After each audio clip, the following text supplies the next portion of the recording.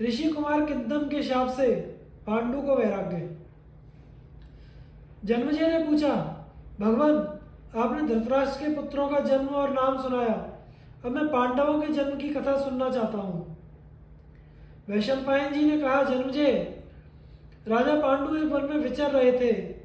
वहीं हिंसक पशुओं से पूर्ण और बड़ा भयंकर था।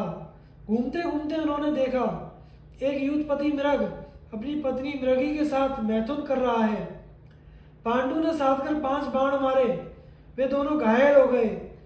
तब मृग ने कहा, राजन, अत्यंत कामी, क्रोधी, बुद्धिहीन और पापी मनुष्य भी ऐसा क्रूर काम नहीं करते।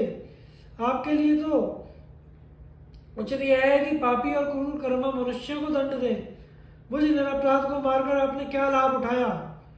मैं किंदम नाम का तपस्वी मुनि हूँ। मनुष्य रहकर यह काम करने में मुझे लज्जा महसूस हुई, इसलिए मृग बनकर अपनी मृगी के साथ मैं विहार कर रहा था। मैं प्राय इसी वेश में घूमता रहता हूँ। मुझे मारने से आपको भ्रम हत्या तो नहीं लगेगी, क्योंकि आप यह बात नहीं जानते थे। परंतु आपने मुझे जैसी अवस्था में मारा है वह सर्वथा मारने की अनुपयुक्त थी। इसलिए यदि कभी आप अपनी पत्नी के साथ सहवास करेंगे तो उसी अवस्था में आपकी मृत्यु होगी। वह पत्नी आपके साथ सती हो जाएगी। यह कहकर किंदम ने अपने प्राण छोड़ दिए। मृग रूपधारी किंदम मुनि की मृत्यु से सपत्नीक पांडु को वैसा ही दुख हुआ जैसे किसी सगे संबंध की मृत्यु से होता है। पांडु आतुर होकर मन ही मन कहने लगे, बड़े बड़े कुलीन भी अपने अंतःकरण पर वश न होने के कारण काम के फंदे में फंस जाते हैं और अपने ही हाथों अपनी दुर्गति करते हैं। मैंने सुना है धर्मात्मा शांतनु के पुत्र मेरे पिता विचित्रवीर्य भी काम वासना के कारण ही बचपन में मर गए थे। मैं उन्हीं का पुत्र हूँ। हाय हाय, मैं कुलीन और विचारशील हूँ, फिर भी मेरी बुद्धि नीचे हो गई। अब मैं इस बंधन का त्याग करके मोक्ष का ही निश्चय करूंगा और अपने पिता महर्षि व्यास के समान अपना जीवन निर्वाह करूंगा। अब मैं निस्संदेह घोर तपस्या करूंगा। एक वृक्ष के नीचे एक दिन अकेला रहूंगा और मौनी सन्यासी होकर इन आश्रमों में भिक्षा मांगूंगा। मेरा शरीर मिट्टी से लथपथ होगा और खंडर ही मेरा घर होगा। प्रिय और अप्रिय की भावना छोड़कर मैं शोक और हर्ष से ऊपर उठ जाऊंगा। निंदा और स्तुति मेरे लिए समान हो जाएगी। आशीर्वाद, नमस्कार, सुख दुख और परिग्रह से रहित होकर ना तो किसी की हंसी करूंगा, ना किसी के प्रति क्रोध करूंगा। मुंह सर्वदा प्रसन्न होगा, शरीर से सबका भला होगा और चर अचर किसी भी प्राणी को नहीं सताऊंगा। सभी प्राणियों को अपनी संतान की तरह मानूंगा। कभी खा लूंगा तो कभी उपवास करूंगा। लाभ अलाभ मेरी दृष्टि में समान होंगे।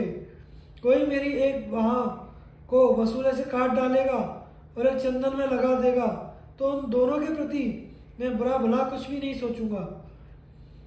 मैं ना जीने की चेष्टा करूंगा ना मरने की, न जीवन से प्रेम करूंगा न मृत्यु से द्वेष। जीवित अवस्था में अपने भले के लिए जितने कर्म किए जाते हैं उन्हें मैं छोड़ दूंगा, क्योंकि वे सब काल से सीमित हैं। मैं भला कर्म से प्राप्त होने वाले अनित्य फलों को क्यों चाहूंगा? सारे पापों से छूट जाऊंगा। अविद्या के जाल को फाड़ कर डालूंगा। प्रकृति और प्राकृत पदार्थों की अधीनता से छूट जाऊंगा और वायु की तरह सर्वत्र विचरूंगा। जो मनुष्य सत्कार या तिरस्कार से प्रभावित होकर कामनाएं करने लगता है और उन्हीं के अनुसार चेष्टा करता है, वह तो कुत्तों के मार्ग पर चल रहा है। इस प्रकार सोच विचार कर पांडु ने लंबी सांस लेते हुए कुंती और माद्री से कहा, तुम लोग राजधानी में जाओ।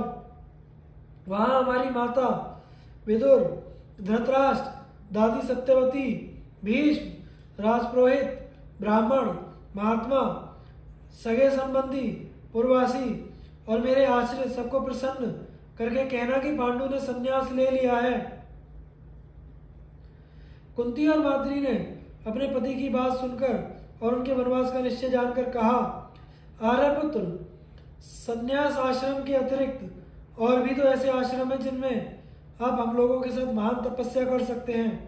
स्वर्ग में हम भी आपके साथ चलेंगी और वहाँ भी आप ही हमारे पति होंगे। हम दोनों अपनी इंद्रियों को वश में करके कामजन्य सुख को तिलांजलि देकर स्वर्ग में भी आपको प्राप्त करने के लिए आपके साथ महान तपस्या करेंगी। यदि आप हमें छोड़ के जाएंगे तो हम अवश्य अपने प्राण त्याग देंगी, इसमें कोई संदेह नहीं है। अपनी पत्नियों के दृढ़ निश्चय को देखकर पांडु ने कहा, यदि तुम दोनों ने धर्म के अनुसार ऐसा ही करने का निश्चय किया है तो अच्छी बात है। मैं संन्यास न लेकर वानप्रस्थ में ही रहूंगा। विषय सुख और कामोत्तेजक भोजन का परित्याग करके फल मूल खाऊंगा, वलकल पहनूंगा और घोर तपस्या करता हुआ इस महान वन में विचरूंगा। दोनों समय स्नान, संध्या और अग्निहोत्र करूंगा। मृगचर्म और जटा धारण करूंगा। गर्मी, ठंडक और आंधी सहूंगा। भूख प्यास का ध्यान नहीं रखूंगा और दुष्चर तपस्या से शरीर को सुखा डालूंगा। एकांत में रहकर परमात्मा का चिंतन करूंगा। कुछ भी कच्चा पक्का खा लूंगा। फल, मूल, जल, वाणी से पितरों तथा देवताओं को संतुष्ट कर लूंगा। महात्माओं के दर्शन करूंगा। किसी वनवासी का अप्रिय नहीं करूंगा। ग्रामवासियों से तो मेरा संबंध ही क्या है। इस प्रकार मैं वानप्रस्थ की कठोर से कठोर विधियों का मृत्यु पर्यंत पालन करूंगा। अपनी पत्नियों से इस प्रकार कहकर पांडु ने चूड़ामणि, हार, बाजूबंद, कुंडल और बहुमूल्य वस्त्र एवं स्त्रियों के अच्छे अच्छे गहने उतारकर ब्राह्मणों को दे दिए और बोले, ब्राह्मणों, आप लोग हस्तिनापुर जाकर कह दें, पांडु अर्थ, काम और विषय सुख छोड़कर अपनी पत्नियों के साथ वनवासी हो गए हैं। उनकी करुणोत्पादक वाणी सुनकर सभी सेवक हाय हाय करने लगे। उनके नेत्रों से गरम गरम आंसू बहने लगे। वे सारा धन लेकर बड़े कष्ट से हस्तिनापुर आए और पांडु की अनुपस्थिति में राजकाज करने वाले धृतराष्ट्र को सब दे दिया और सारा समाचार सुनाया। अपने भाई का समाचार सुनकर धृतराष्ट्र को बड़ा दुख हुआ। उन्हें सोने, बैठने और खाने पीने में कहीं भी रुचि नहीं रही। वे अपने भाई की चिंता में ही मग्न रहने लगे। उधर पांडु अपनी पत्नियों के साथ एक से दूसरे पर्वत पर होते हुए गंधमादन पहुंचे। वे केवल कंदमूल फल खाकर ही रह जाते। ऊंची नीची जमीन पर सो लेते। बड़े बड़े ऋषि और सिद्ध उनका ध्यान रखते। इंद्रद्युम्न सरोवर के आगे हंसकूट शिखर का उल्लंघन करके वे शतशृंग पर्वत पर पहुंचे। तपस्या करने लगे। वहां सिद्धचारण आदि भी उनसे बड़ा प्रेम करते। महात्मा पांडु सबकी सेवा करते और इंद्रियों को वश में रखते और कभी घमंड नहीं करते। वहां कोई ऋषि पांडु को अपना भाई मानते तो कोई सखा, कोई उन्हें पुत्र मानकर उनकी रक्षा दीक्षा का ध्यान रखता। इस प्रकार पांडु की तपस्या चलने लगी।